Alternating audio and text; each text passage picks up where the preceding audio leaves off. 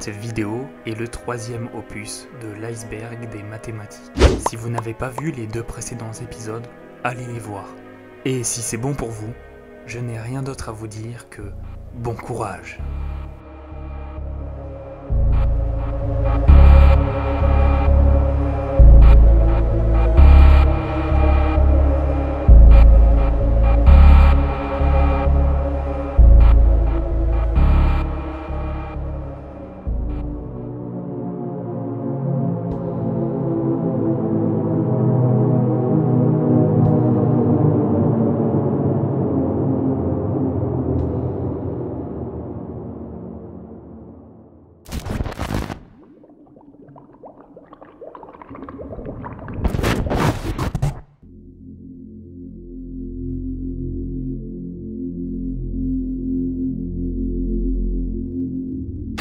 Nous sommes le 28 avril 1906 en Autriche-Hongrie.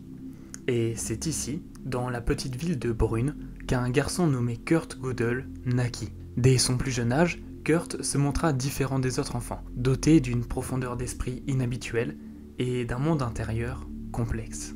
Jeune homme brillant, Kurt poursuivit ses études à l'université de Vienne, où il se plongea dans les méandres des mathématiques et de la philosophie. C'est là qu'il formula son célèbre théorème d'incomplétude, un travail qui bouleversera les fondements même des mathématiques et projeta son nom dans l'immortalité académique. Mais derrière les louanges et les acclamations se cachait une réalité bien plus sombre. Gödel était en proie à une paranoïa dévorante, une peur constante et irrationnelle d'être emprisonné. Cette terreur le poussait à des comportements étranges et extrêmes.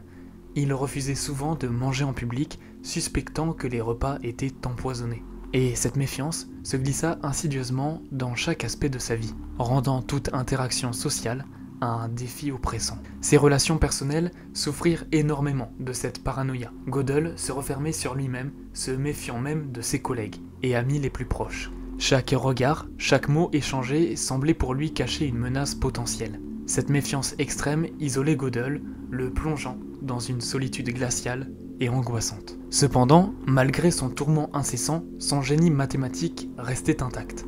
Ses contributions révolutionnaires continuaient à voir le jour, émergeant de l'obscurité de son esprit tourmenté. Mais cette isolation sociale et académique l'empêchait de partager pleinement ses idées, de s'engager dans des discussions enrichissantes avec ses pairs. Il se retrouvait souvent seul, entouré de ses propres démons. Les années passèrent et la santé mentale de Gödel ne fit que se détériorer, surtout après la mort de son épouse en 1977. Sa paranoïa prit des proportions catastrophiques. Seul, sans le soutien de sa femme, Gödel sombra davantage dans la folie. Il refusait catégoriquement de manger, convaincu que la nourriture était empoisonnée. Chaque repas devenait une épreuve insurmontable, une menace de mort. Finalement, le 14 janvier 1978, Gödel succomba aux conséquences de sa paranoïa. Il mourut de malnutrition et de déshydratation, son corps affaibli par des années de lutte contre des ennemis imaginaires. Son décès marqua la fin tragique d'une vie brillamment intellectuelle, mais profondément tourmentée. Ainsi, l'histoire de Kurt Gödel est celle d'un homme dont le génie fut éclipsé par des ténèbres intérieures. Cependant, ses contributions à la logique mathématique restent incommensurables, mais son existence fut marquée par une terreur constante ainsi qu'une solitude oppressante.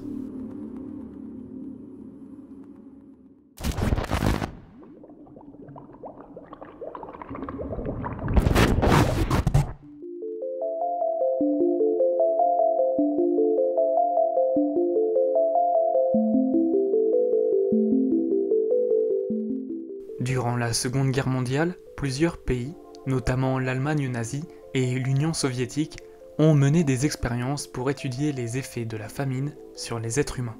Ces expériences étaient souvent menées dans des camps de concentration ou des environnements de guerre, affectant principalement les prisonniers et les populations civiles. De ce fait, certains mathématiciens, contraints ou volontaires, ont participé à ces expériences, en tant que chercheurs ou superviseurs. Leur rôle incluait parfois la collecte de données statistiques sur le taux de survie, les effets psychologiques de malnutrition et d'autres variables supposées pertinentes. Les humains dans ces expériences étaient souvent soumis à des conditions de famine extrêmes, privés délibérément de nourriture pour observer à court et long terme leur santé. Parmi les cobayes, beaucoup ont souffert de malnutrition sévère, de maladies et de morts prématurées à cause de ces expériences inhumaines.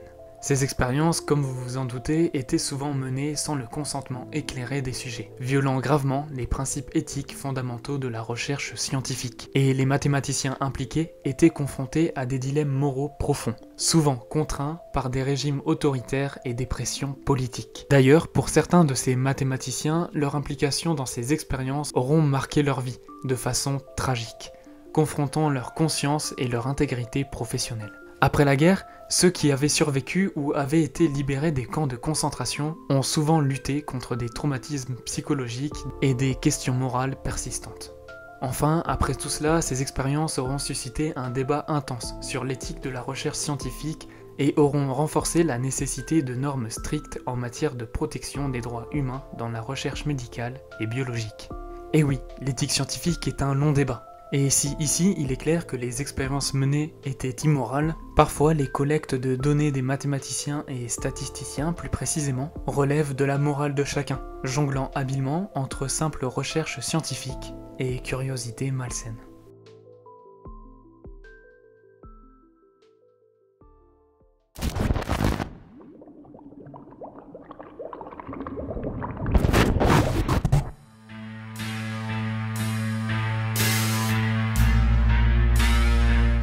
Et en parlant de statisticiens, il existe une catégorie de cette sous-branche des mathématiques très controversée.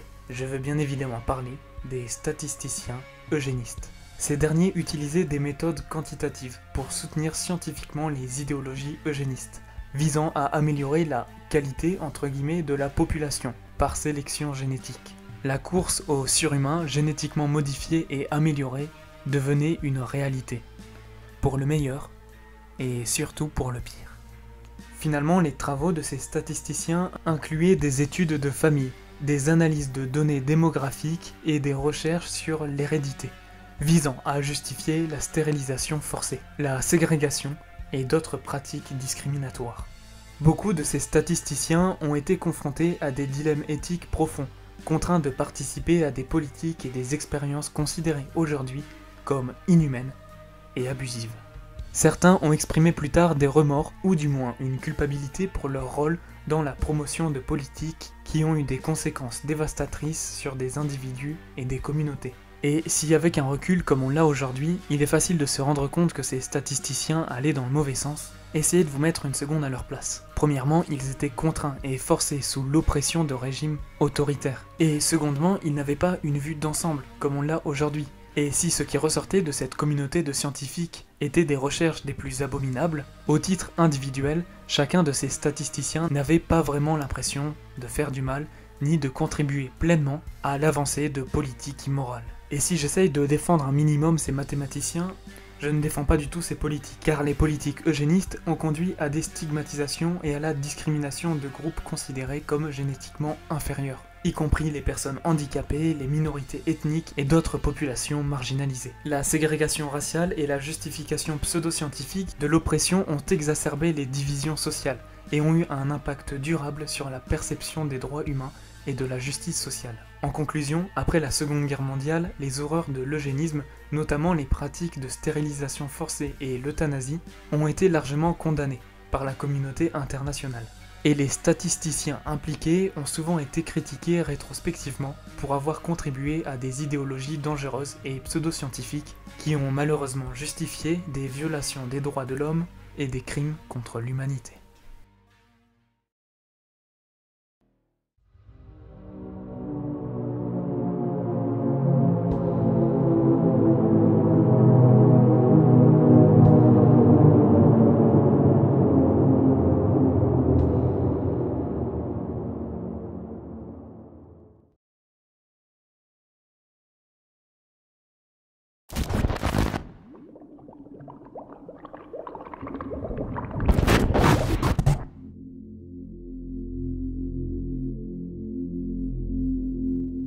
Niels Henrik Abel est un mathématicien du début du XIXe siècle Il est surtout connu pour ses travaux en théorie des fonctions et ses contributions à l'analyse, notamment l'abolition de la recherche de solutions algébriques pour les équations quintiques, soit les polynômes de degré 5.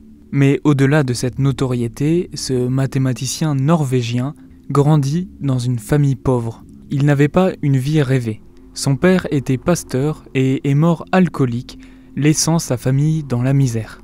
Cependant, et malgré cette tragédie et ses conditions économiques extrêmement difficiles, Abel décidera de suivre un chemin académique et de poursuivre ses études. Les conditions de vie précaires n'ont pas empêché Abel de produire des travaux mathématiques remarquables. Toutefois, il a soumis ses résultats à des mathématiciens européens, mais a souvent été ignoré ou mal compris. Et en 1825, il a envoyé son « Mémoire sur une classe particulière d'équations résolubles algébriquement » à Crelle, un mathématicien berlinois, qui l'a publié, mais sa reconnaissance ne restera que très fortement limitée, restant sur le derrière de la scène académique. En 1826, Abel attrapera la tuberculose, une maladie incurable à l'époque. Il continuera malgré tout de travailler avec une santé déclinante. En 1828, il voyagera à Paris pour rencontrer des mathématiciens, mais il était déjà gravement malade, ce qui causera sa mort le 6 avril 1829, au jeune âge de 26 ans. Dans la pauvreté, et sans avoir vu ses travaux pleinement reconnus de son vivant, Abel s'éteignit après une vie pleine de maths et de souffrances.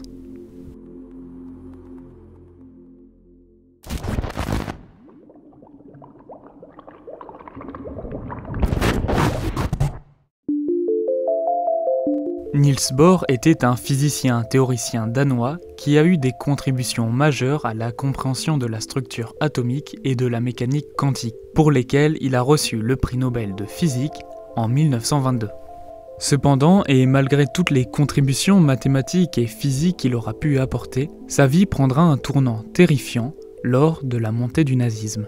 En 1943, en raison de ses origines juives par sa mère, Bohr a été obligé de fuir le Danemark, occupé par les nazis. Il échappera alors de justesse à la capture en se réfugiant en Suède, avant de rejoindre les États-Unis pour plus de sûreté. Cette période de sa vie sera marquée par un danger constant et une incertitude quant à sa survie et celle de sa famille. De plus, Bohr a contribué au projet Manhattan, qui a conduit au développement de la bombe atomique. Cette implication a été source de dilemmes moraux et éthiques pour le mathématicien, sachant les destructions que son travail pourrait causer. De ce fait, la vie de Niels Bohr n'est que soumission. Face au gouvernement, politique et pouvoir de l'époque, les travaux du jeune mathématicien n'avaient de sens que par l'horreur et les crimes de guerre de son époque. Finalement, Bohr décédera en 1962, après une vie marquée par des réalisations scientifiques extraordinaires, mais aussi par des périodes de grande peur et de stress intense dus à la guerre et aux persécutions. Finalement, la vie de Bohr n'est qu'un exemple parmi tant de scientifiques et mathématiciens qui ont été forcés, malgré eux, à travailler sur l'arme la plus puissante jamais construite.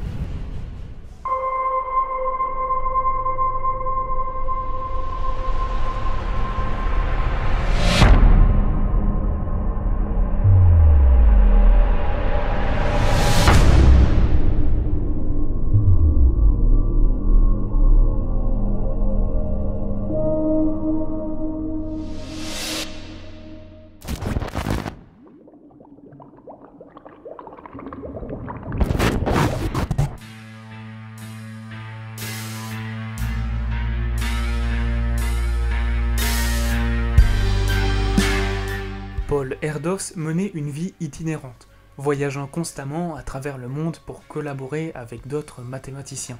Il était connu pour ne pas posséder de maison permanente, préférant séjourner chez ses collaborateurs pendant de courtes périodes. Durant la période prolifique de sa vie, Erdos aurait écrit plus de 1500 articles scientifiques et aurait collaboré avec des centaines de mathématiciens. Sa philosophie était de vivre sur les sacs de ses collègues, favorisant la collaboration mathématique intensive et la résolution de problèmes. Cependant, toujours en quête de nouvelles expériences et de productivité, Paul Erdos avait recours à des méthodes peu habituelles. Si la consommation excessive de café peut déjà en effrayer certains, Paul Erdos, lui, était à un tout autre niveau. Pour maintenir sa productivité élevée et son rythme de travail effréné, Erdos avait développé une dépendance aux amphétamines. Cette dépendance était controversée et a soulevé les préoccupations concernant sa santé mentale et physique à long terme. Effectivement, Erdos était connu pour son excentricité et son obsession pour les mathématiques, au détriment parfois de sa santé mentale. Bien qu'il ait été diagnostiqué comme hautement fonctionnel, sa dépendance aux amphétamines a soulevé des questions sur son bien-être global. Pour ceux qui ne seraient pas trop au courant, les amphétamines sont des stimulants qui accélèrent l'activité du système nerveux central. Ils agissent comme l'adrénaline, une hormone stimulante naturellement produite par les organismes. Il existe de nombreuses drogues ayant des effets similaires. On peut citer notamment la cocaïne ou la caféine. Effectivement, les amphétamines ont de nombreux effets secondaires. L'anxiété, l'insomnie, la perte d'appétit, la bouche sèche, les maux de tête, l'augmentation de la fréquence cardiaque, l'hypertension artérielle, les vertiges, voire même dans des cas encore plus graves, ces drogues peuvent entraîner de la psychose, des problèmes cardiovasculaires, des dépendances et abus, des comportements agressifs, mais également des lourdes périodes de dépression. Mais finalement, malgré ses choix de vie inhabituels, Erdos est largement respecté pour ses contributions profondes à la théorie des nombres, à la combinatoire et d'autres branches des mathématiques. Son style de vie et sa personnalité unique ont fait de lui une figure emblématique et colorée dans la communauté mathématique mondiale.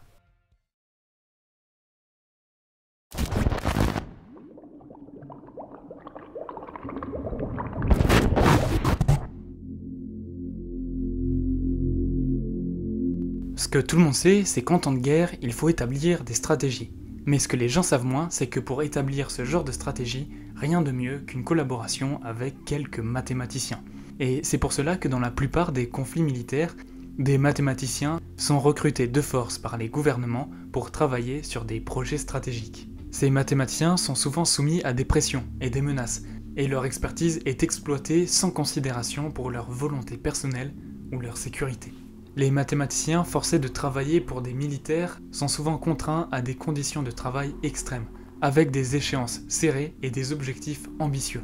Ils sont souvent isolés de leurs collègues et de leurs familles, vivant sous une surveillance étroite et un stress constant. Cela dû notamment au secret défense. Leurs travaux peuvent aller de simples études statistiques et collecte de données assez immoraux, comme on a pu le voir précédemment, jusqu'à la création de nouveaux systèmes de défense ou l'amélioration de technologies militaires, se traduisant par une augmentation du nombre de victimes. Beaucoup des mathématiciens qui ont participé ont souffert de troubles mentaux, de dépression et de traumatismes psychologiques graves en raison de leur exploitation forcée. De dépression et de traumatismes psychologiques. Certains ont même perdu la vie ou ont été gravement blessés dans des circonstances liées à leur travail forcé. Et oui, pour être au cœur de l'action, certains mathématiciens sont parfois contraints d'aller directement sur le champ de bataille. Un exemple poignant est celui de Emil Post, un logicien américain. Pendant la Seconde Guerre mondiale, il a été recruté par l'armée américaine pour travailler sur des projets de cryptanalyse. Post a été soumis à des pressions intenses et à des conditions de travail extrêmes, ce qui a aggravé ses problèmes de santé mentaux préexistants. Finalement, après la guerre, il a lutté pour retrouver une vie normale, mais malheureusement succombera à ses troubles mentaux en 1954, à l'âge de 52 ans. En conclusion, l'exploitation forcée des mathématiciens par les militaires soulève des questions profondes sur l'éthique de l'utilisation de l'intellect humain à des fins de destruction de guerre. Cela met également en lumière la nécessité de protéger les droits des chercheurs et de respecter les principes éthiques et fondamentaux dans toutes les situations, même en temps de conflit.